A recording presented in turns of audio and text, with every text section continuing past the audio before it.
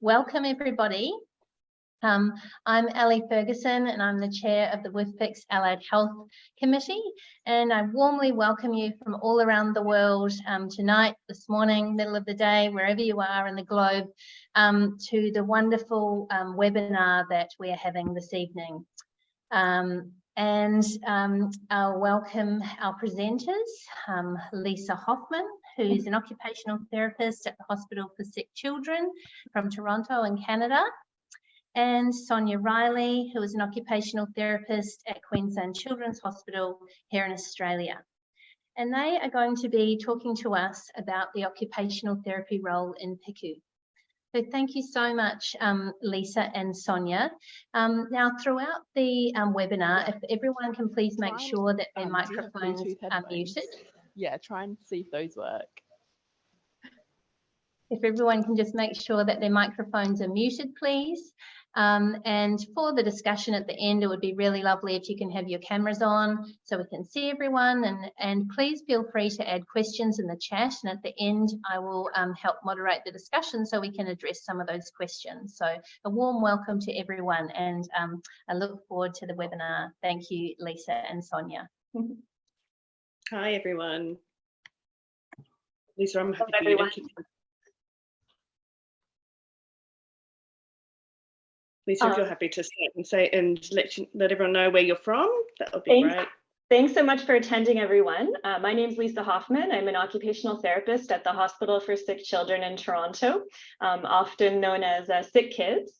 I've been an occupational therapist here for almost going on 20 years. Most of that time in the cardiology program, including the cardiac critical care unit. So that's what I'm going to be speaking to, my role mostly within the cardiac CCU. Recently, I've also just begun working in our pediatric intensive care unit. So I'm also very eager to learn how other occupational therapists and allied health members are navigating the challenges in that environment. At Sick Kids, we have roughly about a 0.5 full-time equivalent in the CCU. That includes a portion focused more on neurodevelopmental projects, which was a goal of the Heart Center program.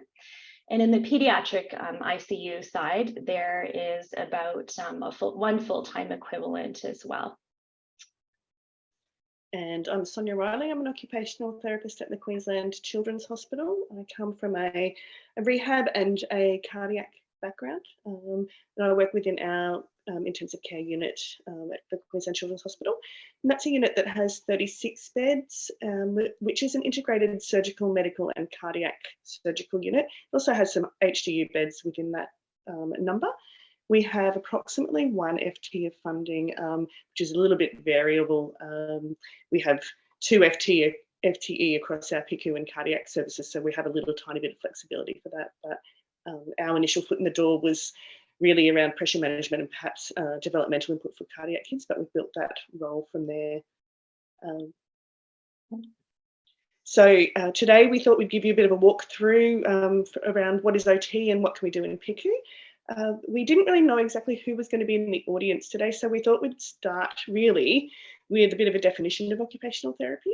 So occupational therapists are health professionals who help individuals across the lifespan to do the things that they want or need to do through therapeutic use of daily activities. In the acute paediatric setting, we aim to minimise the impact of hospitalisation, illness or medical treatment on the child and their family, and secondly, try to maximise their function or their return to function and their quality of life. No matter where we work or where you see occupational therapists though, the main premise of what we do, or the focus, is around that interaction between the person, the environment and the occupation. So by occupations, we mean the tasks that children want or need to be able to do. So like all good disciplines, we have a good framework. This is one of the more modern contemporary OT frameworks, the Canadian model of occupational performance and engagement. It includes 3 main components, and it just represents that interaction that I was just mentioning around the person, the tasks that they need to be able to do, and the environments in which they perform those tasks. And it's a nice model that we reflect back on quite frequently to I guess, frame what we do. So what are childhood occupations? Really for children, occupations are things like all these areas in the blue boxes. So tasks that children want or need to do as part of their daily life. Eating, drinking, dressing, going to school, thinking, learning, hobbies, social activities, you name it, we can kind of frame it as an occupation. What does that have to do with hospital? Well, we also include healthcare related tasks that children need to be able to do as well. As OTs, we want to look at how we can engage the children and their families in these tasks as early as possible, which might include looking at how we can support the child in terms of maybe their arousal or their positioning or perhaps splinting, modify the task itself, so adapting the task requirements, exploring what the child needs to be able to do or what they can do safely, maybe looking at equipment or compensation or some form of way of making a part of that task possible. And of course, that involves adapting the environment if we need to, or what can we change from maybe a sensory or physical aspect to enable a child to be able to participate. And whilst this might look different in different PICUs compared to maybe OT practice outside the intensive care unit, we know that engagement in occupations can support recovery and minimise the impact of the PICU admission. So as I mentioned, we really want to think about the environment. Now, there's sort of two aspects here that, from a PICU perspective, there's the physical built environment. We know that PICUs are a very noisy and busy space. It's a place where infants and children can become sensorily overloaded, as well as I guess, sensory deprivation as well of all the normal everyday things that children might experience. We have sounds from monitors, alarms, machines, procedures that are frequent, constant or excess light, noise, lots of people, frequent interruptions, lots of unknown adults, strangers coming near the bed and doing different things. This is often unavoidable in terms of the busy clinical nature of what we do, but I guess we don't, we want to make sure that we don't end up having a situation where children are traumatised by all of this. From a social perspective, we have perhaps changes in parent or carer availability, both physically and emotionally, difficulty for staff and parents to shield their children from the exposure to their distressing experiences. And we also have nursing and medical care that it's very different to the soothing, nurturing care that parents would provide ordinarily. So we know that this family, the culture and style or organisational environment also is very different from our families. So we know that there's quite a nice body of emerging literature on the impact of critical illness on functional outcomes. Certainly more literature in the adult world, but pediatric is definitely emerging as well. So, you know, once physical recovery is achieved, often there's lasting functional declines in terms of things like motor skills, sensory, social functioning, executive functioning that can be quite long lasting. So these impairments in physical, psychological, cognitive deficits definitely can linger well after the child is discharged from the ICU environment, and even once at home. And while it's great that we have so many technologies that enable our children to recover and to hopefully leave the hospital, focusing more on quality of life and functional outcomes is definitely something that I think most pediatric hospitals are starting to really work towards more. And I think occupational therapists definitely have a role to play in this as part of an interprofessional rehabilitation approach. So we know that there's research regarding the roles and outcomes and even guidelines for some of the specific populations, such as ABI or cardiac or preterm infants. There's definitely emerging literature in the past few years looking at more of the functional outcomes, such as participation at home and school that Lisa just mentioned. There is some OT specific literature, which again is more prominent in adults and perhaps in the NICU space than it is in the PICU area. But actually, pleasingly, there is some starting to get a little bit more happening. So the We Cover study from the States, I think that one was, involved looking at functional outcomes. And in fact, this year there's also, you can see in the middle there, there's the individualised goal setting for paediatric intensive care using the Canadian Occupational Performance Measure, which is an OT specific outcomes measure. So that's really exciting that we're starting to see that emerging. We've alluded to this before, but we're starting to see, I guess, changing needs of the medically complex children and families. We're definitely seeing an increased number and frequency of visits for children with quite high complex needs who are either medically fragile or complex. We have increased dependence or increased technology that's actually being used to support children of all different ages. And as we learn more, I guess we can do more. And so there's lots more input in terms of things like ventilation and keeping children with open chest or post-cardiac surgery, ECMO, all the high-tech, the ventricular assist devices and things like that. And obviously, along with the liberation models, we're seeing changes in the profile of the kids while they're in PICU. So looking at different levels of sedation, trying to lighten sedation perhaps more than we did in the past. So how does OT add value in PICU? Obviously, we work as a part of the multidisciplinary team, and there's a great deal of teamwork and shared knowledge that occurs in that space. I think the liberation approach, particularly the early mobilisation or early rehab area, has highlighted the importance of this coordination in terms of best outcomes for the patient and the family. But what unique perspective does OT bring? We have a very holistic view of the child, as you can see by those models. We look very much at the strengths and abilities of the child to engage within the context of the environment. So we consider the impact of that environment from a sensory, physical, or social aspect. We look very much at the child as being inextricable from the family unit. OTs have skills at being able to analyse and adapt activities, and we look at occupation as both a means and an end. So by that, I mean, we use activities and interests as a therapeutic way in order to support achievement of outcomes. And we're always thinking about the functional outcomes or life beyond the ICU. This becomes a big challenge in the medical model, and I think there's also well acknowledged the challenge of being able to capture the effectiveness of that at the moment.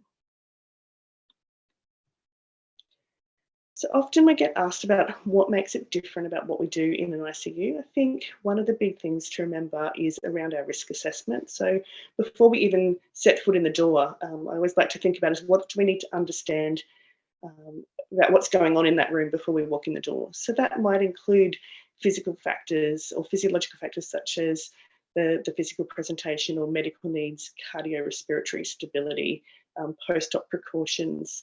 I think our physio colleagues and the bedside nurses are our best friends in this space, because I often ask the question before I go anywhere of what's happening for that patient. Arousal and responses, medications, all the current sort of interventions. It's really useful to know about all that sort of thing before we walk in the door, what attachments and lines are present. Thankfully, there's a lot of work that's been done in that space for us, and there's articles out there which we're not going to go into tonight around, the safe mobilisation protocols. Ali, I know that you have a collection of all of those, so I'm sure if anyone wants them, we can share them around. But there's some really lovely traffic light systems around, what's safe to do or what we should be potentially waiting for. We also want to make sure as OTs that we consider the demands of the task that we want to do. So it may be that we've considered all those things, but actually, what do we need to adapt? Are there lines that we can move out of the way? Is it a different position or different ways that we can actually achieve some form of play or engagement or activity for that child? And as I said, always talking to the bedside nurse. We also wanted to talk a little bit about this concept of co-occupation that occupational therapists consider. And this is especially relevant to our pediatric population, where they're embedded in the context of their family environment. It's different from the adult world, where maybe we're perhaps treating an individual. Really, in a pediatric setting, we're treating the whole family. And co-occupation refers to any shared meaningful activity done by two or more people. It has shared physicality, intentionality. It focuses on interdependence, the relationship between two people or more, and the synchronicity between them. How are they interacting together to achieve meaningful goals and activities together? It's that doing together. And this is so important for families, both while they're in the hospital and at home. So if you think about particularly infants and younger children, what are the things that they need to do together in this system? And we can see that co-occupations might involve things like breastfeeding, soothing, caring, dressing, bathing, playing together. So it's really that doing together. And I think OTs have a nice lens to add to the child's care within the PICU using this. This slide just has a couple of different examples of how you might use this term, or how OTs might use this concept within their interactions, and both during their assessment and their interventions within the PICU. So for example, in the NICU environment, we might, or with younger neonates in the PICU, we might really be focusing on the parent's ability to engage with their child at the bedside to promote adaptive skills or self-soothing skills. But there's lots of factors that will be relevant to how we approach this situation. The individual factors in terms of perhaps the infant or the child's medical stability, cognitive abilities, physical abilities, the parent's prior experience with parenting, the physical environment, which Sonia talked about. Does it actually allow for that interaction within the ICU environment? And I think that nicely kind of shows some of the different factors that we consider in that context as OTs. So one of the things that OTs focus on a lot, and that I do in my role as an OT in the cardiac critical care unit, is supporting early neurodevelopment in infants and younger children, particularly. And I think OTs have had a long-standing role in the neonatal intensive care unit. Gradually, this has filtered down to the cardiac critical care unit, and I think now also starting to in the pediatric intensive care unit world. But developmentally supportive care is a philosophy and a framework to optimize the child's neurodevelopment in the hospital. We know that these children often come with kind of individual risk factors for difficulties in these areas, but that the environment can also play a role in terms of those factors as well. So intrinsic factors and extrinsic. And I do think OTs have a role to play in analyzing how best to approach that situation to help the child, because they are developing.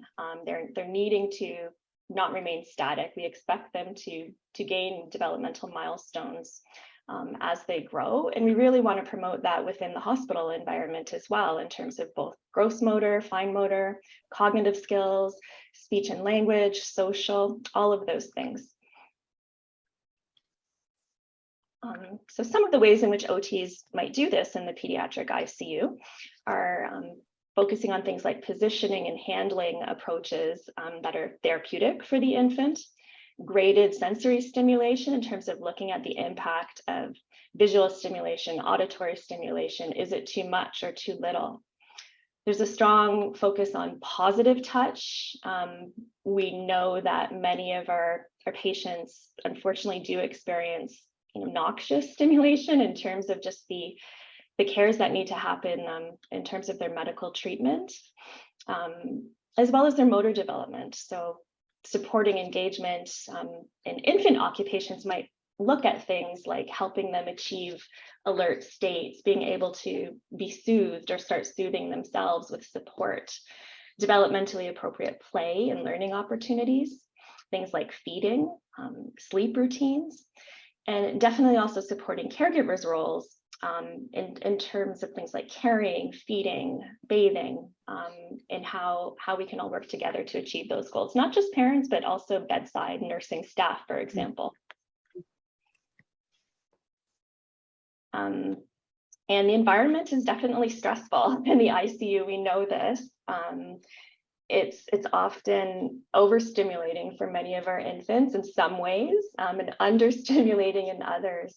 And the impact of the environment definitely has downstream impacts on the infant and the child's development in terms of things like developing appropriate behavioral state regulation. It can lead to things like motor delays and overall weakness, potentially loss of range of motion.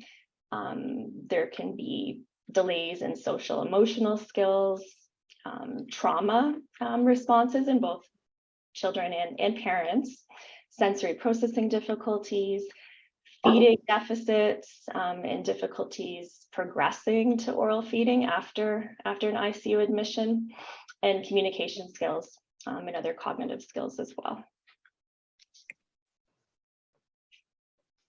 So I wanted to spend a little bit of time just to talk about this concept of behavioral state regulation, because I mentioned it a few times.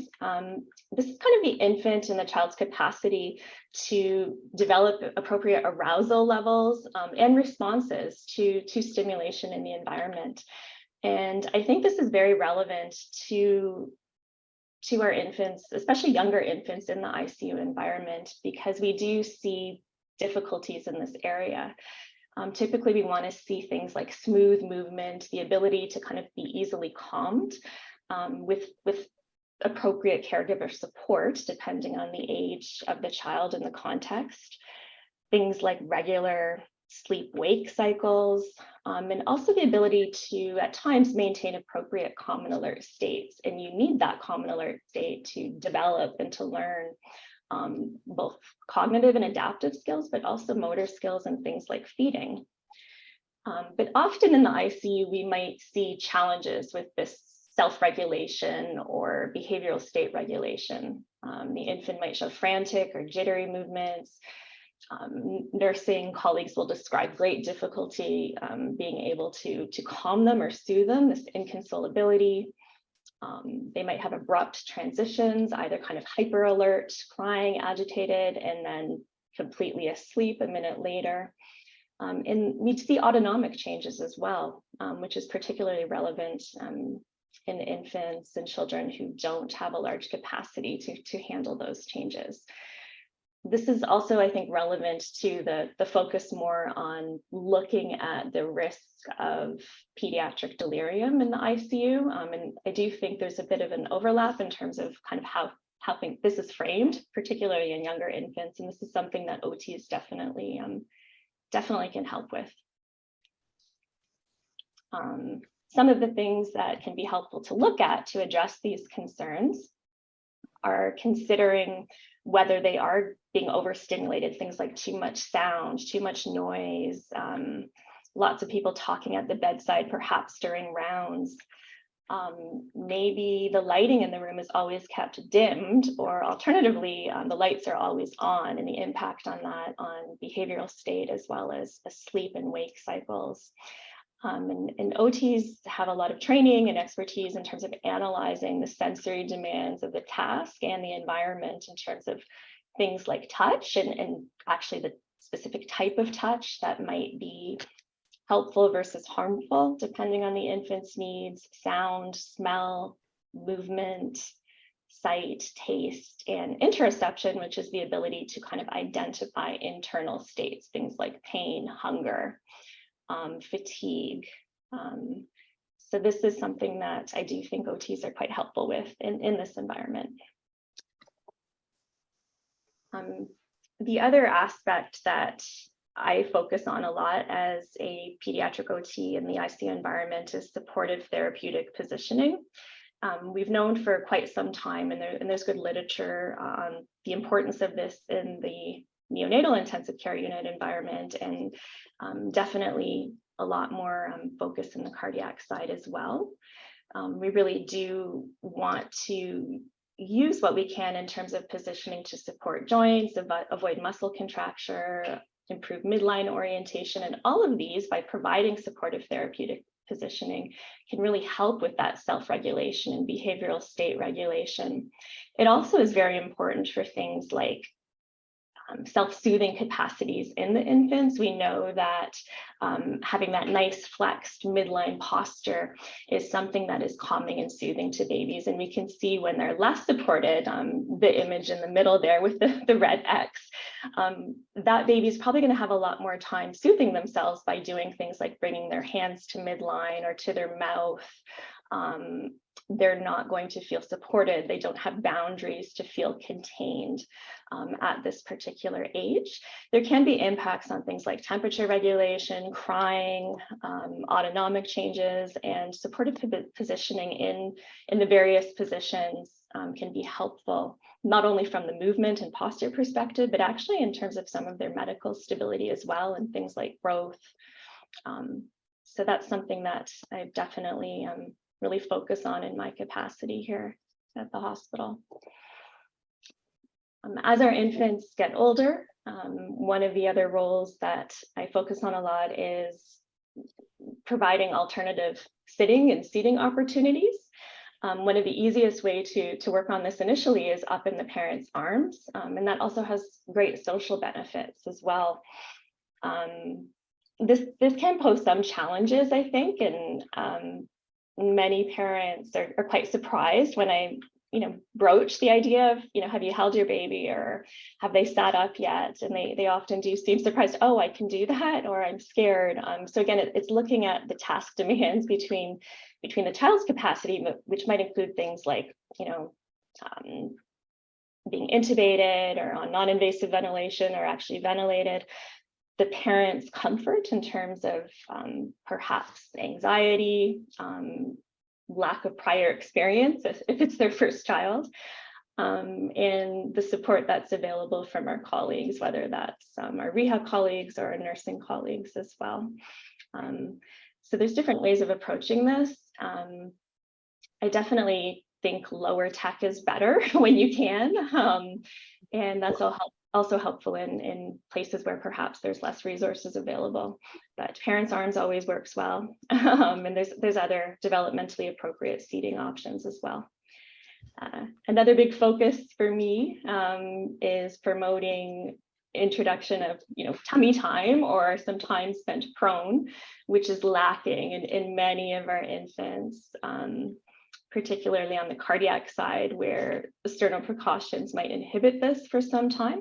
But I think for even infants on the PICU side or who haven't had cardiac surgery, it can feel challenging for parents and bedside nursing staff, for example, to be confident in initiating this on their own. And there are some precautions that we do need to be aware of in terms of lines, tubing, any other types of precautions like those sternal precautions, but there's so many benefits to the early introduction of time spent in prone, and we can modify it to make it successful for the infant and the child. Has respiratory benefits, gastrointestinal benefits in terms of things like gastric emptying, minimizing reflux, and it's very, very self-soothing for younger infants. So it's something that we have a role to play in as well.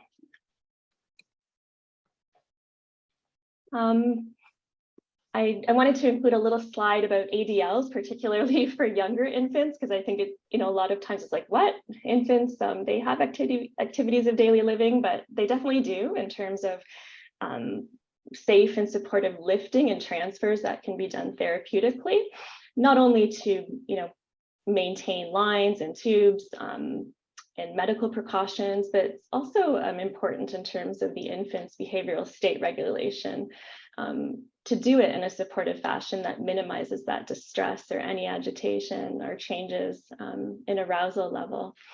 A large focus on skin to skin, that's something I think is something that is always something to work more towards.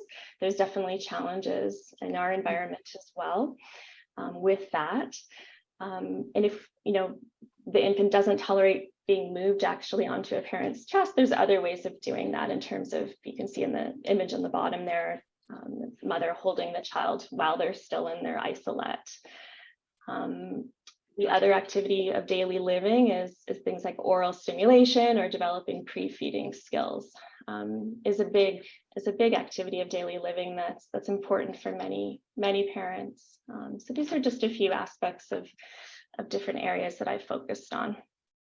Just wanted to give some kind of bedside examples of things that I found helpful to help at the bedside with infants, parents, children, and nursing staff. This was created for an infant who had a history of prematurity and a heart defect, and was showing some early signs of the history of PVL with some early signs of probably emerging cerebral palsy. But the referral was for OT to help with basically agitation, inability to settle, that was actually impacting her stability from a cardiorespiratory perspective. And she showed a lot of heightened responses to sensory input, so over responsiveness in terms of even just kind of very quiet talking, or if you did two things at once in terms of talking to her and touching her at the same time. She had a lot of difficulty dealing with that. You would see things like, oxygen desaturations, sometimes, excessively high heart rate, even some apnea at times. So after analyzing her response to just caregiving at the bedside, both from the parent perspective and also from the nursing perspective, we were able to come up with some things that seemed to bother her, is how we phrased it, that stress her. And probably some of those things are quite familiar to many of you who work in an ICU environment. And then I was also able to look at kind of some of her early signs where she was showing that sensory input was too much for her and that she needed either a break from the activity or even during nursing cares to prevent worsening. And those were, we call those timeout signals. And these ones that I've listed are common in many infants. So something that we considered. And then lastly, looking at what seemed to help in terms of helping with that behavioral state regulation and calming. And this is quite individual for each child. And I think this is another unique role that occupational therapists have expertise in. I think often people might think that any stimulation is good, or we should be giving more of everything. And in fact, sometimes it's less that we need to give, or change what type and how much. And so these were some of the things that were helpful for her. And it's quite surprising how helpful that was to the parent, but also the nursing perspective as well. This was kind of one of the first times I had tried this in the ICU environment. It's something that I've frequently done previously in the NICU when I worked there, and even on the ward, but it was reinforcing that they did find it helpful, and we've used it quite frequently since then. In our cardiac CCU, there's also a 0.2 OT role dedicated to promoting neonatal touch and massage education, both as a parent-infant bonding opportunity, but that positive touch, helping with behavioral state regulation. We know that there's good evidence for neonatal touch and massage to help with pain behaviors, promoting sleep growth. And it's a very enjoyable co-occupation between parent and child. So a lot of education is starting with this with their families, and they've had a lot of wonderful things to say. One of our other OTs, Lori Burton's been working hard on this. And certainly, I often look at it as a modified way of trying to counteract all the negative touch that that even some of the bigger kids actually have within PICU. It's not necessarily really just totally infant-based in space. Yeah, definitely. Now, in terms of talking about older children, we thought we'd then now move on and talk about perhaps the OT role with older children in intensive care. So this is probably more recognisable as what OTs do in other spaces in terms of things like facilitating participation in age-appropriate occupations as we can. So that might mean that we need to modify the environment to enhance the ability for a child to participate. So that might be, do we need to dim the lights? Do we need to look at sound regulation to be able to promote sleep or participation in their pre-feeding activities or attending to something, because actually so much more stimulation is either distracting or it's actually overwhelming. We look at things like minimising neurological or biomechanical risks. So that's probably the more traditional performance components, splinting, positioning, maybe edema management, things like that. Supporting occupational performance in relation to some of the hospital-related tasks. And there is a bit of variability around this space, particularly around the world. I will put the caveat that we do this in Queensland because we do not have access to child life or hospital play specialists in our facility, so the OTs take on this role. We look at things to facilitate developmental progress and or of the early rehabilitation, particularly focusing on cognitive assessment and discharge planning. So we know that children who come into PICU will present with a variety of functional cognitive changes. So some children in PICU can be grossly neurologically intact, but have ongoing need for medical technology such as breathing support, high flow, tracheostomies, NIV. We know that a lot of kids are at increased risk for generalised weakness, deconditioning, polyneuropathies, delayed developmental milestones, contractures due to prolonged immobility. And we know that children may experience difficulties engaging in or returning to daily activities due to their health condition or the life-saving treatments that are being provided. So at times we need to be exceptionally creative to be able to look at how we can support the possibility of participation. So that may be just looking at can we facilitate a way to grasp onto something? Can we create a change in the activity demand so that the child can do a tiny component of it and have some success? We know that children coping with prolonged inactivity may also have mood implications, so depression, lethargy, perhaps there's some anxiety in relation to the treatments themselves. And we know that it's really important to involve and empower the child and the family. So involving the family as a key member of the team, they know their child best, so how can we actually support our understanding so that we can maximise what each child can do. Being able to be part of the team in identifying some maybe atypical behaviours for that child. Are there significant behaviour issues, aggression, personality changes, cognition changes, memory problems, delirium? All of those things rely on really understanding the what's normal, what's baseline for each child.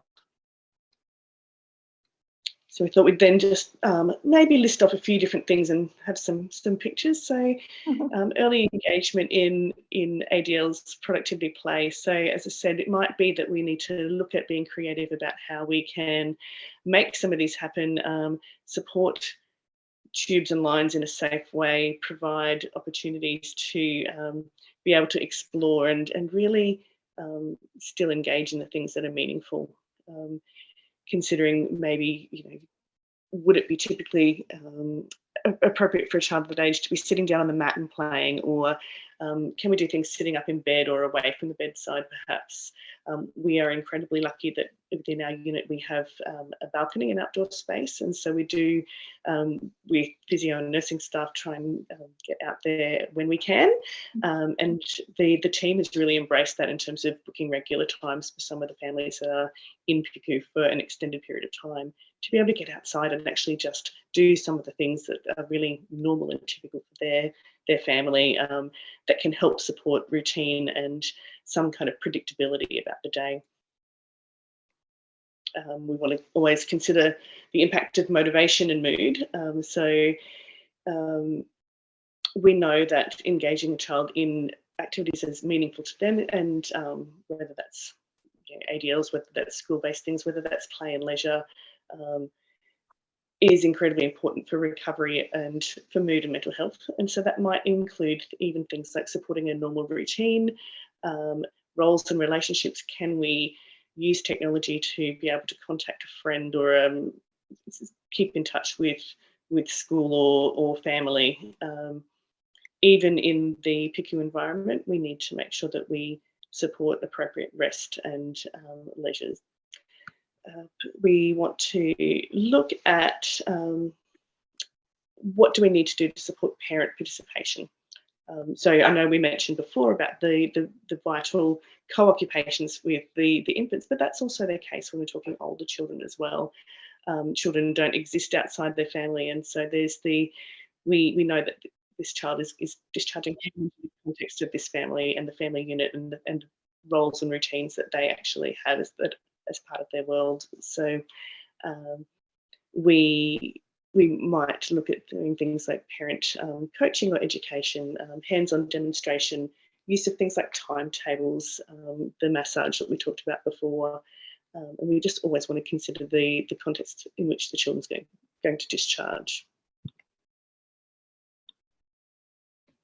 So part of the OT role here at Sick Kids involves feeding and swallowing function. And I know that this is different depending on which country, even which state or province people reside in.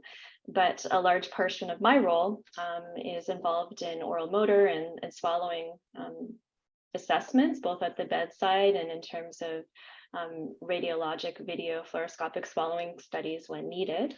And we know this is a challenge for many of our patients in the ICU and afterwards in terms of risks of post-extubation dysphagia, potential vocal cord dysfunction, particularly after cardiac surgeries, and the impact of cardiorespiratory compromise on feeding and swallowing abilities. And we know that early identification, assessment, and management for this can actually provide benefits in terms of minimizing risk of aspiration, reintubation, pneumonias, duration of ICU admission, and ultimately our goal is that nice, smooth transition and successful transition to safe oral feeding when it's appropriate. So I won't spend too much time on the next slide, but this is a large portion of my role here at Sick Kids in Toronto. And there's ways that we can help a child achieve success, improve quality of life. And this is a very important occupation for most of our families here, parent and child dyads. In terms of intervention, this might consist in the ICU of kind of more pre-feeding skills, pleasant oral sensory experiences, hand-to-mouth opportunities, skin-to-skin holding, oral immune therapy, pacifiers. And when it's appropriate, we definitely do orally feed infants, both in the cardiac side and the PICU side as well. So one of the other areas that we have a role in is minimising some of the neurological or biomechanical risks and their potential impact on occupational performance. We would be considering as performance components. So this could look things like looking at low stimulus environment post ABI, looking at how we can support routines and engagement and cognitive stimulation to prevent and manage delirium. Upper limb reviews, interventions, so assessment of tone or strength or assessment or edema, splinting positioning, encouraging hand use, exploring sensory preferences and processing or cognitive assessment.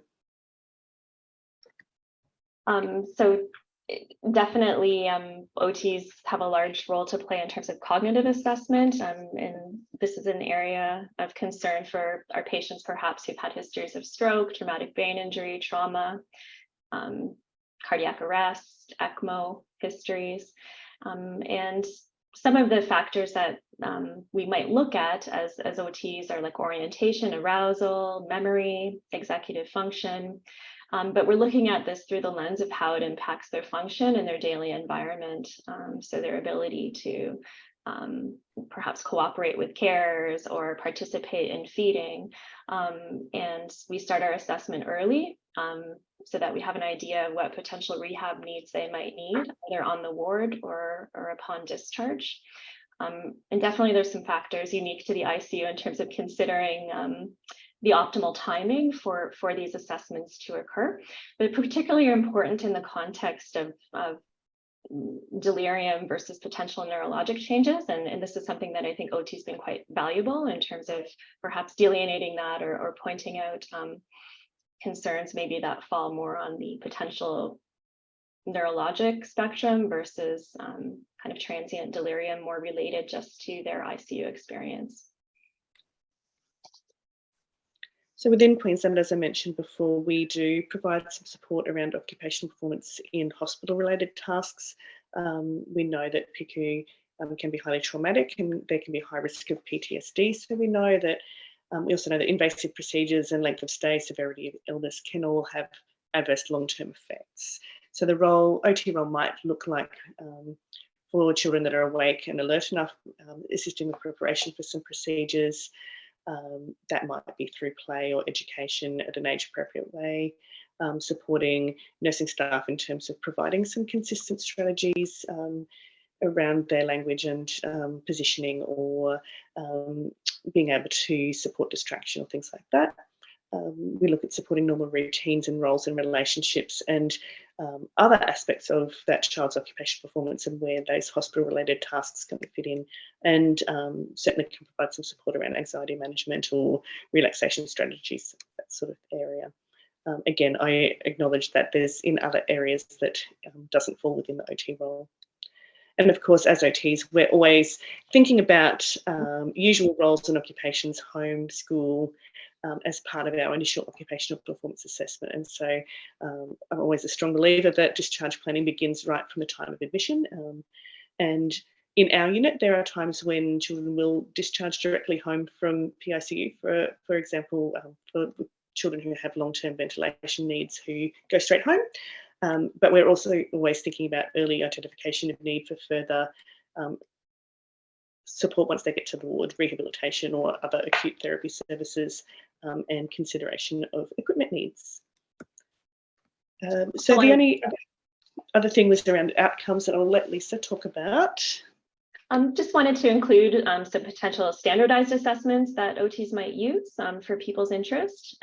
Definitely, I think there's also a very high reliance on clinical observation assessments. The ICU environment doesn't always allow for the standardized administration of some assessments, but definitely in terms of motor function, occupation, cognition, sensory, these are some options.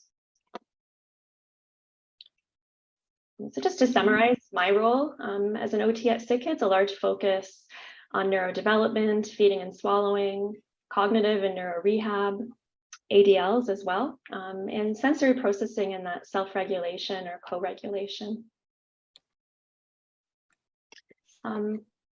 Wanted to provide a case example. This is a patient that I worked with. I was his primary therapist for most of his almost year-long admission with us. He had a complex congenital heart disease with a lot of comorbidities. And kind of how we work it here at the hospitals, if the primary issue is just general developmental progression, it's a primary therapist model, and we can pull in other, like my physio colleague as needed, and vice versa. But I first became involved because of some identified concerns about coughing when they tried to bottle feed, and did a feeding assessment, which identified some issues with dysphagia and vocal cord dysfunction, but proceeded to assess his gross motor skills, fine motor skills, tone, movement quality, adaptive skills, sensory processing, and followed him along all through his admission to address all of these areas. He was the second child for his parents, and in terms of their goals for him, they really wanted him to have a strong relationship with his older sibling. Feeding was a very important goal for them. Their background was Italian, and they always reminded me, you know, we want to have a big meal together. That was a very, very important goal for them. And then lastly, they felt at times that he wasn't happy, and they wanted to bring more happiness and see that visually in his face. So at first, a lot of it was focused on that parent-infant attachment, positive sensory experiences to help with soothing and state regulation, positioning. Unfortunately, due to some of the effects of his treatment, he did develop osteopenia and some fractures. So part of my role was looking at precautions in terms of carrying out those ADLs at the bedside by both his parents and the nursing staff.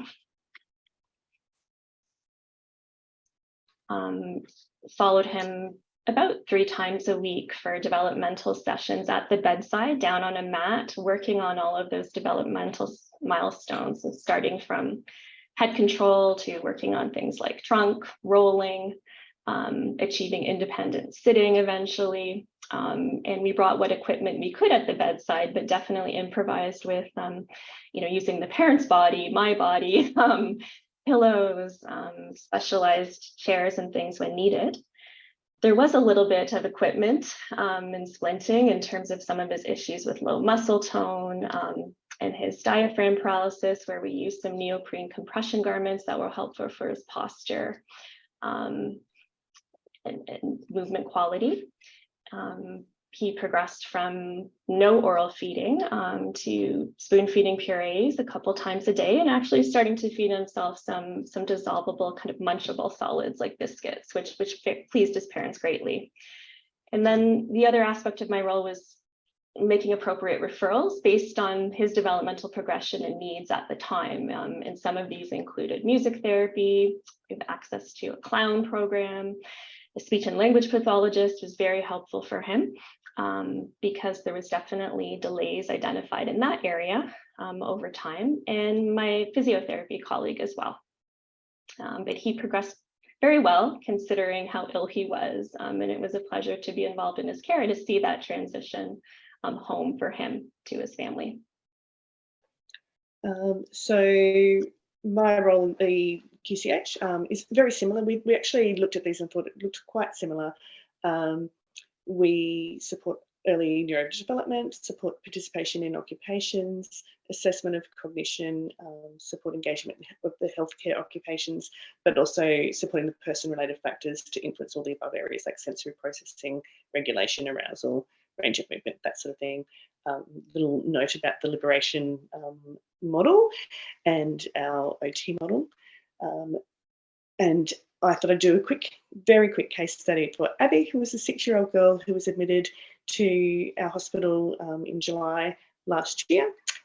She had Streptococcus pneumoniae, acute respiratory distress syndrome. She had a rapid progression of her illness and required intubation and then escalation to high flow on the same day. Escalated to ECMO, which you can see she was on for quite some time. She had a failed decannulation from ECMO and proceeded to a tracheostomy. And during her PICU stay, she had a drug reaction, pneumothorax, feed intolerance, vocal cord palsy. But more importantly, she was a 6-year-old girl who lived with her parents. Her older brother loved her big brother, starting prep. And she was enjoying prep, was progressing appropriately, loved soccer and karate, unicorns, rainbows, and all things frozen, and loved art and crafts, particularly things that had any kind of glitter or sparkles. Our role with Abby was obviously getting to know her and her family, initially we were involved to review some of the biomechanical risks. So we were asked to assess positioning while she was on ECMO. She didn't need any splinting, but we did a lot of passive positioning with rolled towels and things like that. We spent quite a bit of time looking at her early responses to support early communication and graded cognitive engagement. So as she woke a little bit more, we would challenge her a little bit more with things like attending to a story or mum and dad singing a favourite song or talking to her. Very much our role included supporting the family to be involved in her cares. So that included anything from mouth cares with dad, as you can see in that very bottom right picture, through to helping with setting up some of the feed pumps and things like that, through which the nursing staff did, but getting them really, you will see in a lot of these pictures, OTs not really featured in them because actually it was all about empowering the family, and they were wonderful and really just embraced routine and activities with Abby. We were involved with things like supporting some procedures for her because it was noticed that she got very anxious with dressing changes. As she woke up more and achieved more, we spent time really expanding her play. You can see there that painting her toenails was important. So therefore, mum spent lots of time doing that. I think it changed every week for a while there. And we spent time grading up her participation in ADL. So that included things like we used the WeFim with her and set goals with her around things that she wanted to do, and around what was meaningful and important to her. The frequency of review for her was probably a little bit higher than I would for some others, because we actually had the fortunate situation of having an OT student and our allied health assistants as well to be able to support. But because she was early on high risk for delirium, we ensured that we made sure that we included lots of age appropriate cognitive stimulation for her. And she had a really lovely outcome, and went home walking and decannulated, and got back to karate only a couple of weeks after she got home. Now I realised that we are like at our 10 o'clock mark. I don't know if there's been any particular questions that have come through, Ali, that we needed to address, or will we do that in a different way? Thank you, Sonia and Lisa. No, it doesn't look like there's any particular questions in the chat. People definitely want copies of the recording, so we will make that available afterwards. And I know there are people that haven't been able to join today. But I just want to thank you both. There's a really wonderful insight into the role of the occupational therapy in the critical care environment and the impact that the critical care environment has on those children. And I think you've really made us all stop and look around the environment and all of those impacts that are happening every day for these children, and talked about how your role is able to optimize the environment and the neurodevelopment for those children, right from neonates to much older children. So thank you so much. I think you've really raised awareness, and there's 60 people that have joined this session today, which is fantastic. Thank you all so much. It's a really nice opportunity to be able to share education right around the globe, and that's what we are really trying to do from WIFPICS, and make sure that we are able to have regular offerings of education to the whole multidisciplinary team, so that we can have a little more equality, and we can share our knowledge and our questions around. So yeah, thank you both so much. Thank you, Ali. Thank you. One thing we wanted to completely mention is that I think all of us have started small and thought about what got our foot in the door for PICU. So really happy to be doing something like this, to be able to share some of that, and both Lisa and I are very happy to be contacted if anyone wants to do so. There is one quick question. It says, from Elise O'Shea, do you have many lower limb splinting as well as upper limb? I know within different units that there's different relationships there with our physio colleagues, and I know, Ali, you and I have talked about this a lot in our facility around that in many ways we sort of divide and conquer, don't we? In that that sometimes there's prefab splints that work, sometimes there's custom splints that are helpful. I don't know if we actually have a very hard and fast rule about that. Lisa, I'm not sure what you guys do. Ours is quite similar to what you've just discussed. I think it really depends. I think OTs tend to here be more involved in the upper extremity splinting. Physios might use prefab splints at times, and at times I've pulled in our orthotics colleagues here as well for more complex issues. That's true. That sounds probably more similar to us. Sometimes it depends on the caseload area. So say somewhere like burns, for example, we may very much do that splinting, but in other areas it might be more the prefab and the coordination with, say, orthotics or what have you. Lisa and Sonia, there are a few other questions in the chat. Are you able to look at those?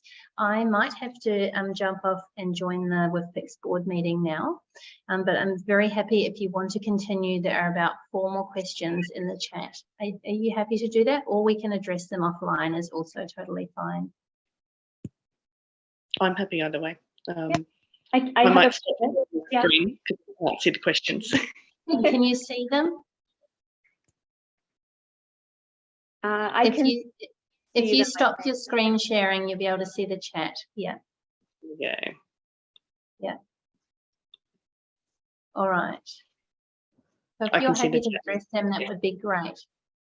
And on behalf of the WFPICS Allied Health Committee, I'd just like to thank you all for joining, and I'm apologising. I apologise that I have to leave now.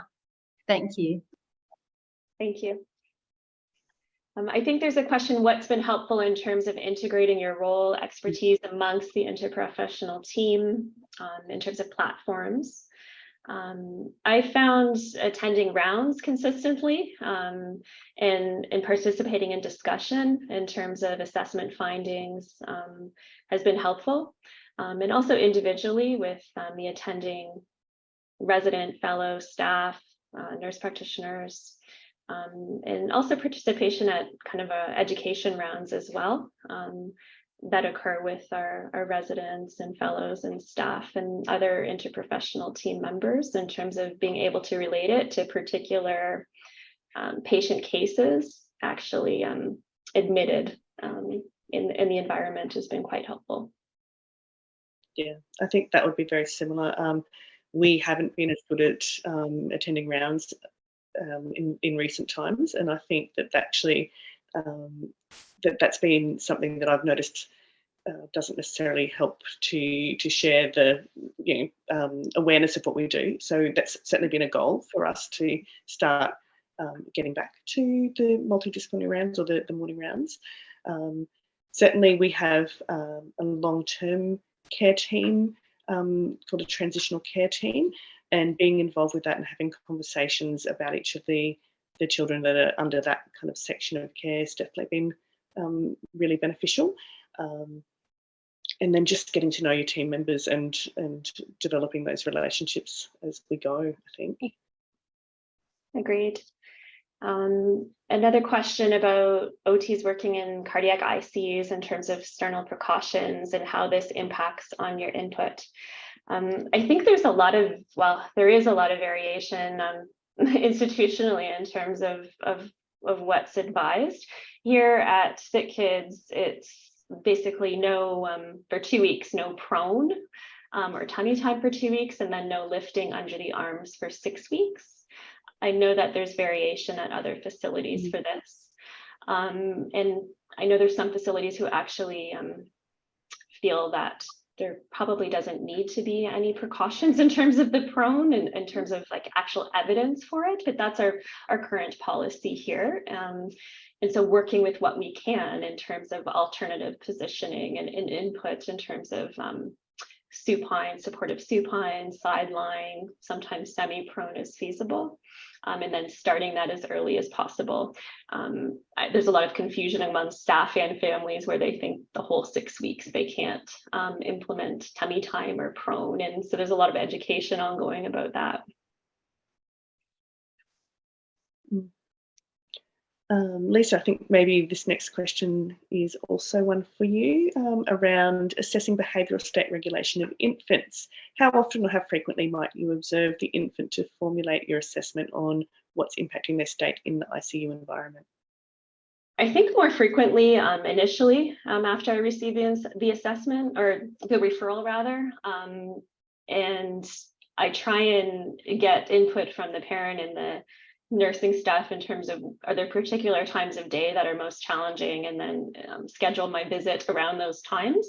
But I do find it helpful to not just come once, but rather kind of an ongoing assessment. I find sometimes it takes about 2 or 3 visits to come up with actually some suggestions and strategies that will be helpful.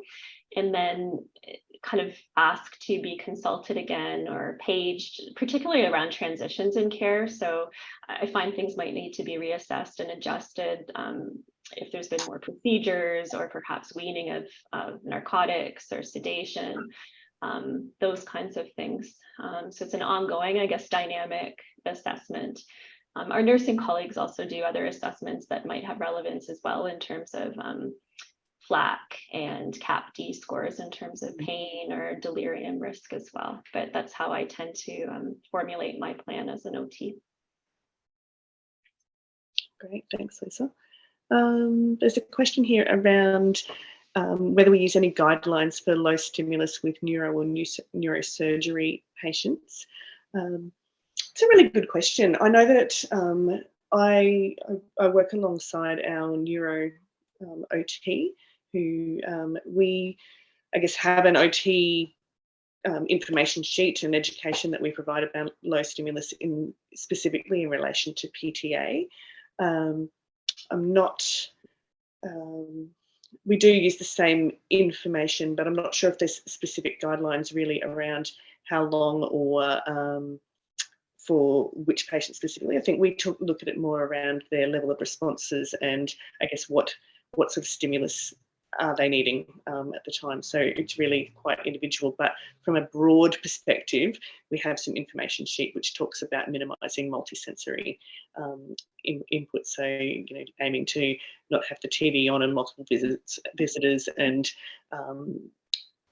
other sound and sensory and things going all at once. So, and talking about behaviours to look out for in terms of fatigue, agitation, or other signs of overwhelm. Do you guys have anything else, Lisa? I'm not as familiar on the neurosurgery side of things. My colleague could probably speak better to that than me, but I know there's precautions in terms of movement and kind of angle of positioning initially, but I can't comment as well on that question. We can find some information from our colleagues and get it to you as well. How does someone get referred to you? Or do you screen the PICU list and be more proactive? On the cardiac side, I definitely do try and be proactive, and as I'm starting the PICU side as well, and kind of navigating that in terms of what might work best. But I do think it's helpful to screen kind of who might be appropriate. That can be helpful, I think, identifying earlier on rather than waiting. Sometimes that's helpful in terms of like management decisions even and care and guiding transition to the ward. But we do attending rounds as well, weekly interprofessional rounds, which our nurse practitioner leads, is very helpful so that we can all discuss and review what's coming up, who might need us.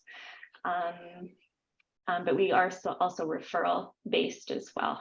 But I do find being proactive is really helpful in terms of optimizing outcomes for the patient, which is our goal, but also in terms of things like efficiency and workload management. It's definitely helpful. I think we're very similar. We do have a mixture. There's certainly, we will get referrals directly from some of the nursing staff or medical team, probably more so nursing staff, or our physio or speech or music colleagues, for example. We do a bit of a screen and triage, looking at potential length of stay or specific diagnosis. So we'll definitely make sure that we check in and do sort of a chart review for, say, kids who've come in with a TBI, or generally also because we're part of the cardiac team, we'll see those little people who come in post cardiac surgery. We will see all the little people under 12 months of age who have cardiac surgery, and then others that may be referred for different reasons as well. On the cardiac side, we do have something similar in terms of certain diagnoses. It's essentially an automatic kind of OT referral in terms of like single ventricle physiology or history of ECMO. I am aware on the PICU side, there are certain diagnoses as well that trigger kind of an automatic order in terms of trauma or acquired brain injury. I think our congenital diaphragmatic hernias is another. But yeah, my experience is more on the CCU side thus far, and I'm eager to learn more about how OT may be helpful in the PICU side. And my colleague has done a great job of promoting, I think, the OT role in that, and excited to have an opportunity to continue that too.